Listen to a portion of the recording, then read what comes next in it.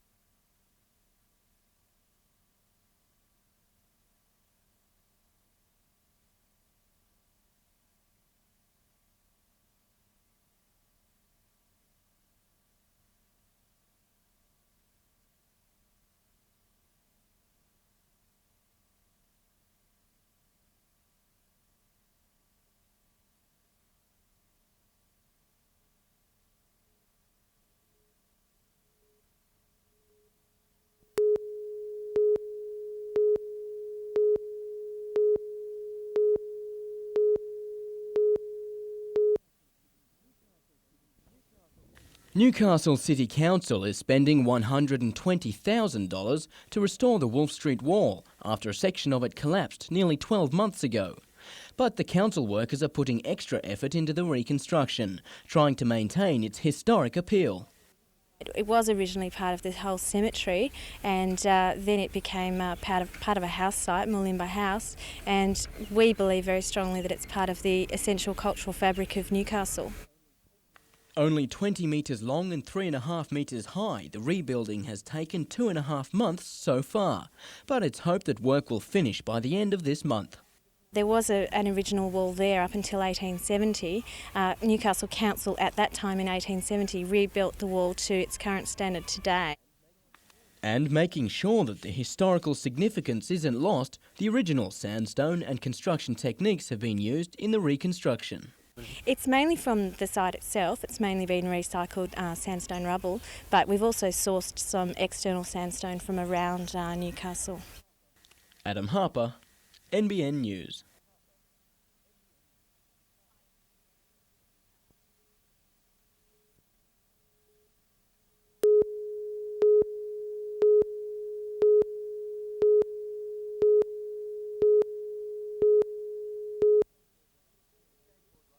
Skateboard riders have a language all of their own. Yep, stiffy. Ollie, More grab. kickflip, Danny Hina. shove it. And that was the only language at the Newcastle Beach skate park today as the US riders hit town. Every vantage point was taken to see the pros, among them Mike Vallely, known as the Warrior Poet. Christian's Fight Tack, the secret weapon. And Day One Song, the trapeze artist. The pro riders are touring Australia promoting the sport and their sponsors' products and say skateboarding is far more than just a pastime. Well, it's a release for one's aggressions, and it's a way to productively and creatively let that kind of stuff out, and it's a form of self-expression. I reckon it's sort of like an art form, really, not a sport. The pro team's next stop is Wollongong on Saturday. Paul Lobb, NBN News.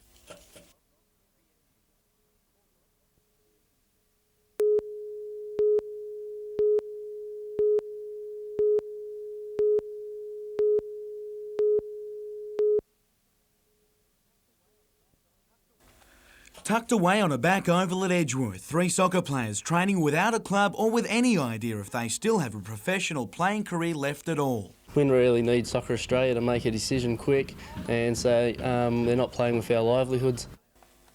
Player of the Year last season, Todd McManus joined 14 others, including Mark Wilson and Brad Swancott, in terminating their contracts last week. The move came after months of uncertainty and then unpaid player entitlements. It was hoped that would force Soccer Australia's hand to make a decision if Breakers owner David Hall could enter the club for the coming season, but still nothing has happened. In the meantime, 2 players have signed with other clubs, and a fear soon nothing will be left to save it all, especially if Hall does have control. Will the players play under if David Hall does have the club? Well, I couldn't really answer that one. We'll just have to wait and see. That's exactly what the Newcastle soccer community has been doing for several months, and time is running out.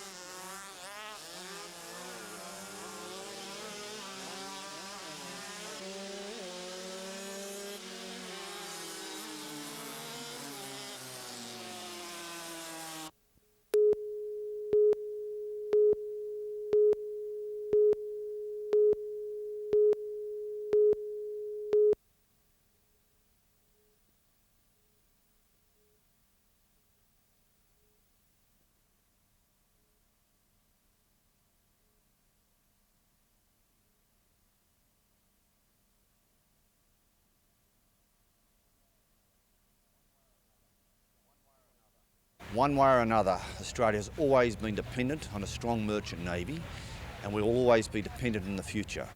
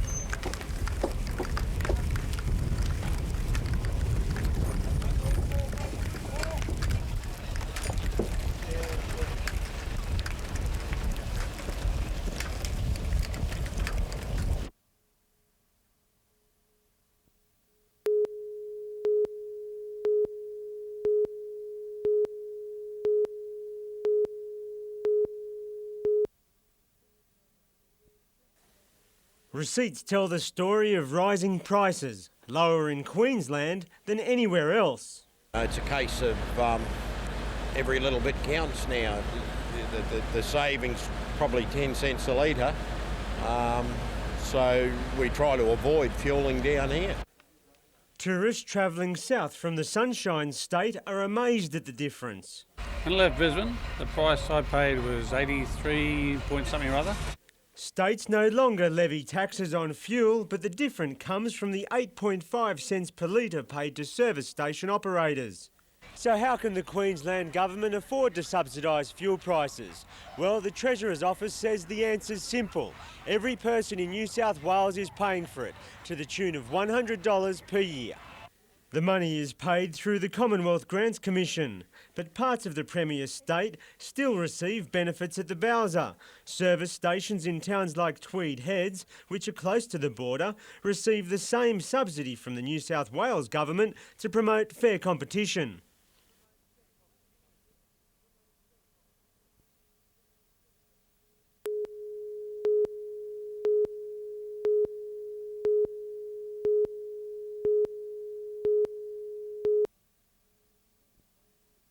More than $1.7 billion will be shared among the nation's farmers as compensation in a deregulated industry.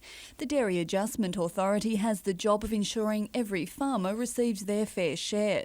And we're very pleased with the response. We've had 14,500 applications in, which represents about 30,000 individual farmers and companies. The authority is now processing applications, and the first in a series of payments which will be distributed over the next 8 years is expected soon. We expect the first payments to be made to farmers towards the end of October. But I should stress that it is absolutely vital that the farmers return to us their completed Farm Business Assessment Declaration before we can make that first payment. Before farmers receive their payment, they'll get a notice of decision explaining the amount of their entitlement and how it was calculated. Already, 13,500 farmers have been notified of their entitlements. If farmers dispute the decision, they then have 28 days to ask for it to be reviewed. Brooke Webster, NBN News.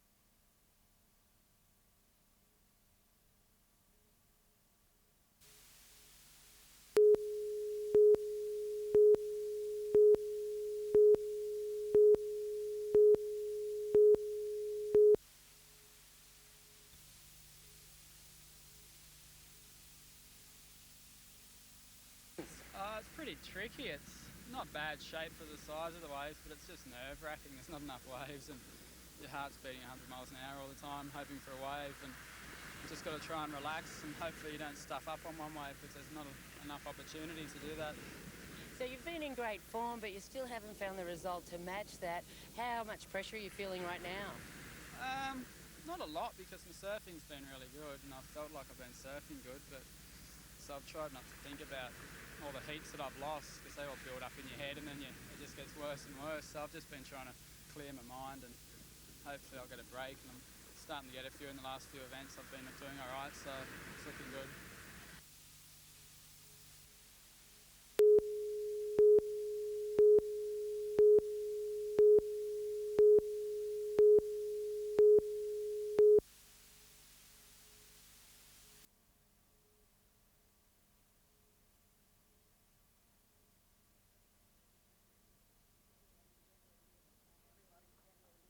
Everybody was getting in a bit of a panic. Where were we going to go? And were we going to have to pay rent, which we don't.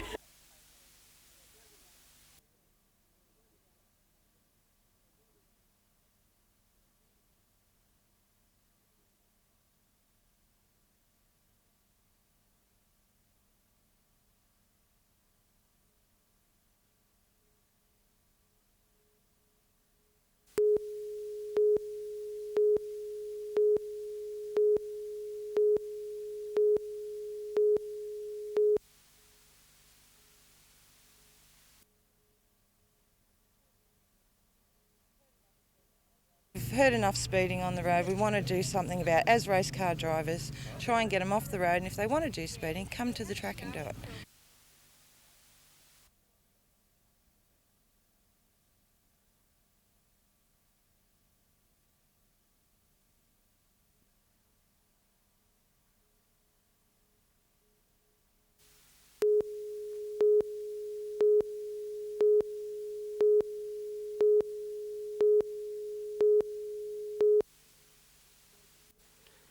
Emergency care is in a state of flux in Wallsend. Legal problems part of the reason the existing service must end. Our decision to close has been because Dr McGrath feels that she's unable to continue with the contract that we've had over the last 7.5 years. Dr Bruce Raffin helped open the Wallsend Clinic, hoping for more support from the region's 300 doctors. But the Hunter Urban Division of General Practice says emergency services are in crisis everywhere. There's no question about that. This is true Australia-wide, that there's a crisis in the provision of after-hours care. And as a division, we're providing a model to make sure that the whole region, not just Wallsend, but the whole region gets proper after-hours care. Dr Arne Sprogus wants a version of the 34-doctor roster system used in Maitland, where GPs put in about one night every 3 weeks to fill the gap left in Wallsend. But Dr Raffin says a more cost-effective system is being closed tonight in that very suburb. Our doctors receive between about $60 and $80 per hour, depending on the shift that they're working, and all of them have been quite satisfied with that rate of pay. The doctors working up at Maitland in their emergency facility, how much are they getting paid? Well, I don't understand all about the Maitland scheme, but I understand it's in the vicinity of $125 an hour. Hunter Health is optimistic that an alternative short-term solution will be in place in Wallsend in the very near future. In the meantime, it's examining the possibility of using the Maitland Emergency Services model across the region. David McElwain, NBN News.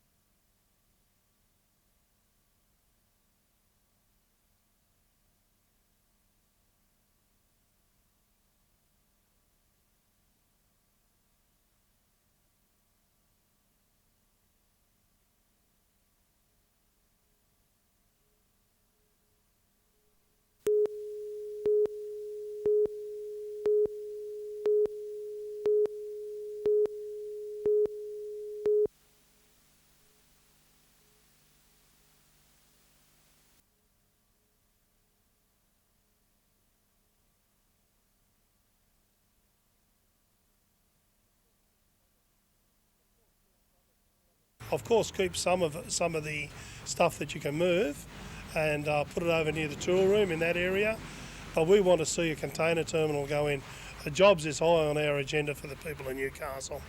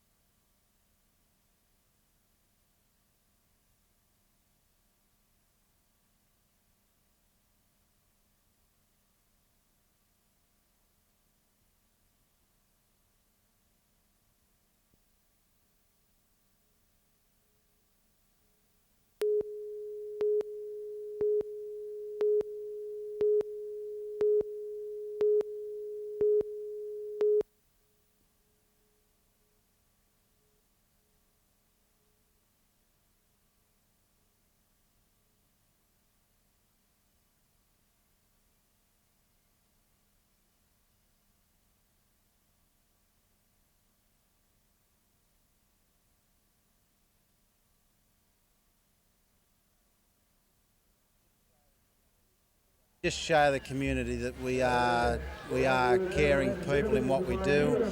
We look after our own.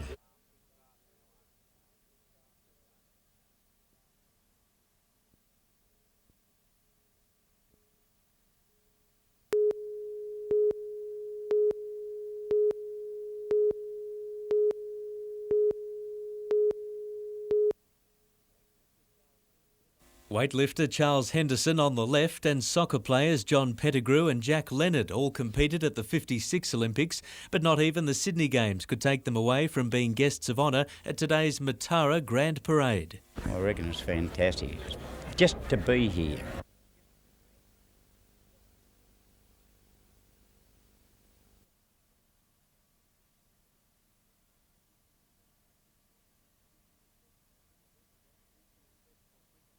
This year's festival princess Bronwyn Kelly from Charlestown led the parade aboard the Matara 40th birthday cake, almost losing her crown in a strong gust of wind. After years of travelling along Scott Street, this year's procession returned to the mall, the marching koalas revving up the crowd. The Lord and Lady Mayoress John and Kathy Tate arrived in style, followed by Citizen of the Year Margaret McNaughton. The Army only just scraped through. In all, almost an hour of entertainment, one of the biggest grand parades in years. Paul Lobb, NBN News.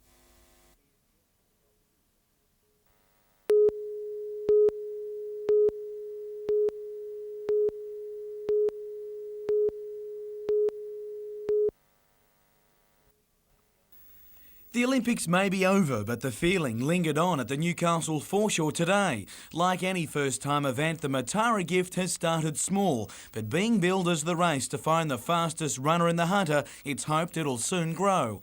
The Masters event included some class runners, including Australian beach flag sprint champion Paul Brady. In fact, the Katara runner went out to a healthy lead, but with the finishing line looming large, his hamstring tore. That opened the door for Fishing Point's Mark Middleton to race home first, stopping the clock at 12.37 seconds, just ahead of Paul Johns. The Open event was a youthful race to say the least. All but one was under 18, and it showed. A false start, but the break didn't bother Drew Langford. The 16-year-old Caves Beach sprinter holds 2 junior national titles in hurdling, and he found today's scratch race no obstacle either. I felt good. It was a bit of a wind behind me, but I felt good otherwise than that. Not a bad time? No, it was a pretty good time, close to my personal best. In fact, he covered the distance in 10.74 seconds.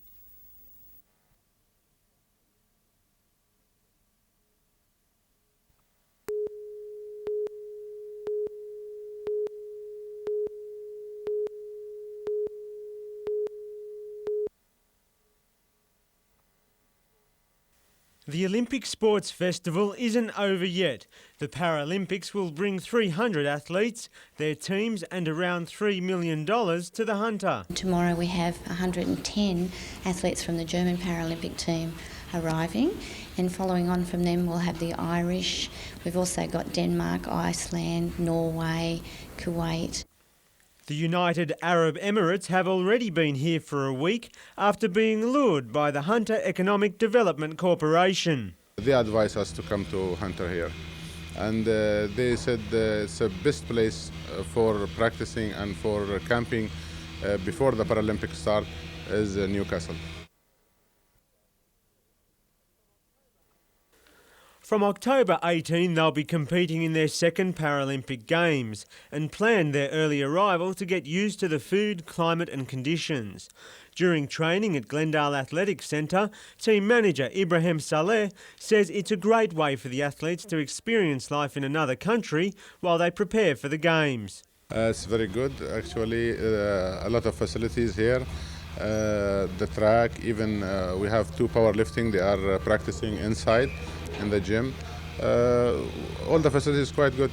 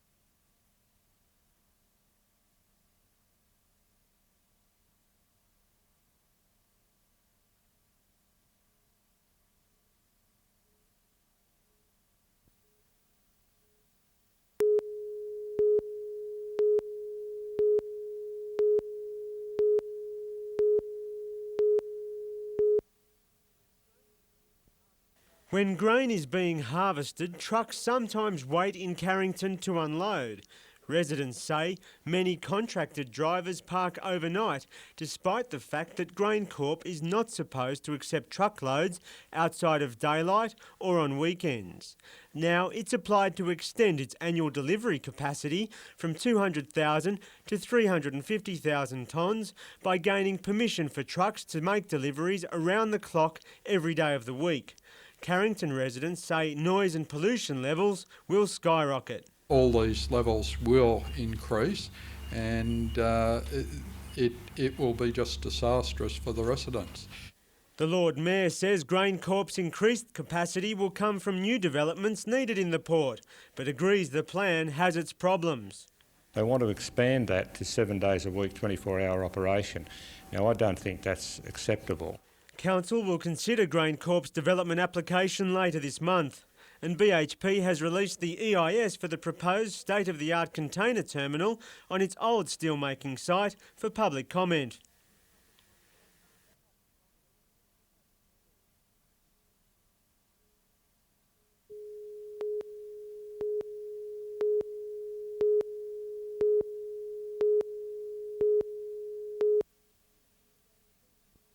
Ten years ago, Stephen Wright took a gamble. He moved to East Gresford, where collecting firewood sparked something much more rewarding. Just sort of noticed there are all plenty of dead trees around. The farmers only call them firewood or rubbish. He uses the wood from already fallen trees to hand make unique furniture. Often his supplies are sold to him by private property owners, but there are also some rare finds. He works with more than 20 species, including red cedar and ironbark. Sort of got to look in the right place to start with. If you're sort of looking down in a gully or something, you're probably already looking at trees that a logger's already passed up because they were faulty in some way. But these are more than just practical pieces. If his work looks good in someone's home, he sells more. Passing trade also makes up a large percentage of his business, and even international visitors are now seeing the value of this style of furniture. A bit of wood, you can have it for 100 years and no one would know if it's 100-year-old or whether it was made today. So it's sort of, people are waking up like to what's good and what's bad. Brooke Webster, NBN News.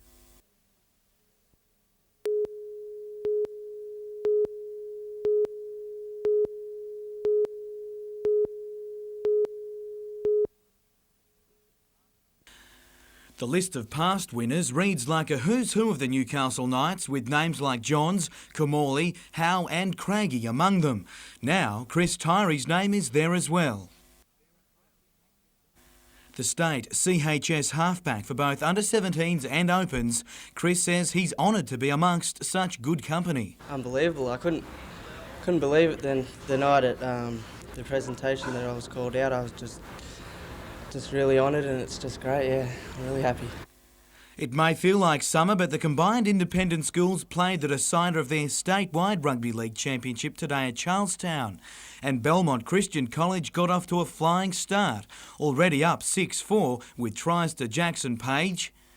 And then another to centre Matt Baker, that had the home side up 18-4 at half-time. But Sydney-based Christian Community College staged an amazing comeback, scoring 22 unanswered second-half points to win 26-18. And the Newcastle business community has thrown its weight behind a number of Hunter Paralympians who must pay their own accommodation costs during the Games. The Business Chamber raised just over $60,000 to help fund 9 athletes and team officials during the Games.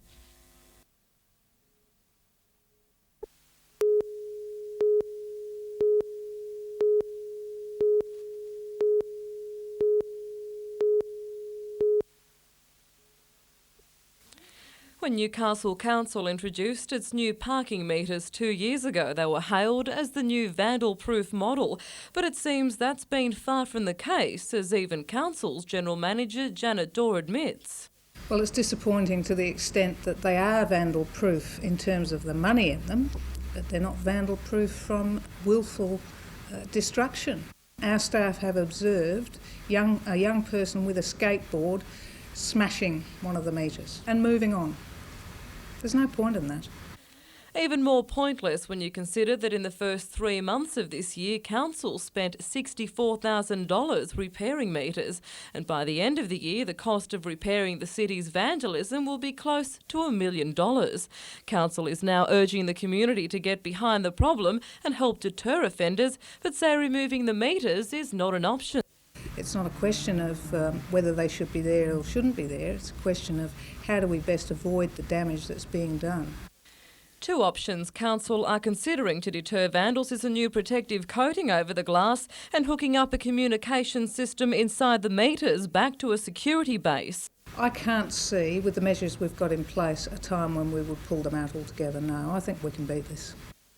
Helen Kapalos, NBN News.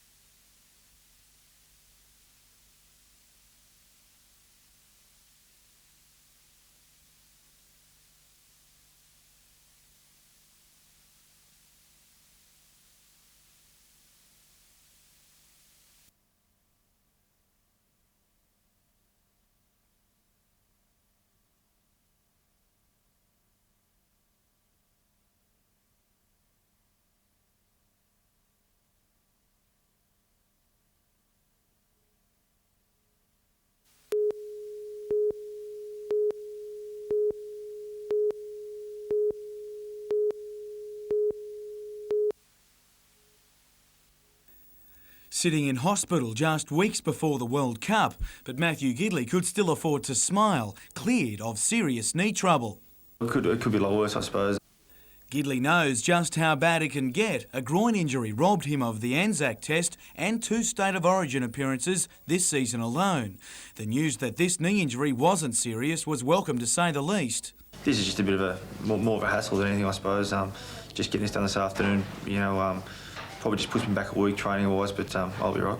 Ironically, Gidley's misfortune against Papua New Guinea gave Newcastle teammate Adam McDougall the chance to play. The big winger scoring in his debut for Australia and having a hand in several others.